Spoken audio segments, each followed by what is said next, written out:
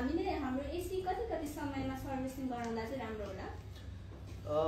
एसीहरू सर्भिसिङ गराउन चाहिँ अब डिपेन्ड गर्छ तपाईँको घर लोकेसन कस्तो एरियामा छ हैन। यदि पोल्युटेड एरियामा छ तपाईँको घर भनेदेखि चाहिँ तपाईँले ती 3 महिना तिनीहरूमा ती 3 महिना जतिमा सर्भिसिङ गराइरहनु पर्ने हुन्छ। एसीहरूमा धेरै फोहोर हुन्छ, त्यसले गर्दाखेरि चाहिँ हैन। अब तपाईँको घर चाहिँ अब भनौँ न सफा एरियामा छ, त्यस्तो पोल्युटेड छैन, गाडीहरू कम गुड्छ, धुलोहरू छैन भनेदेखि तपाईँहरूको घरमा चाहिँ अब एसीहरू नर्मली 6 महिनामा सर्भिसिङ गराउँदा बेटर हुन्छ।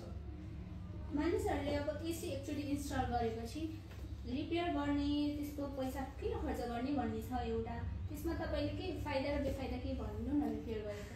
अब यस्तो हो, एसी सर्भिसिङ गर्नु भनेको चाहिँ एसीको लागि राम्रो कुरा हो। किनभनेदेखि भोलि तपाईँको एसी सर्भिसिङ गरेन भने त्यसमा जम्मा भएको फोहोरहरूले धुलोहरूले गर्दाखेरि अब एसीबाट चिसो नआउने, तातो नआउने हुन्छ हैन।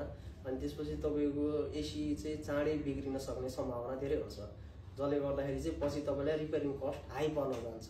त्यसले गर्दाखेरि चाहिँ तपाईँले एसी सर्भिसिङ टाइममा सर्भिसिङ गराउनु भयो भने तपाईँको एसी राम्रोसित पनि चल्छ, प्लस तपाईँको एसीको लाइफ पनि बढ्छ।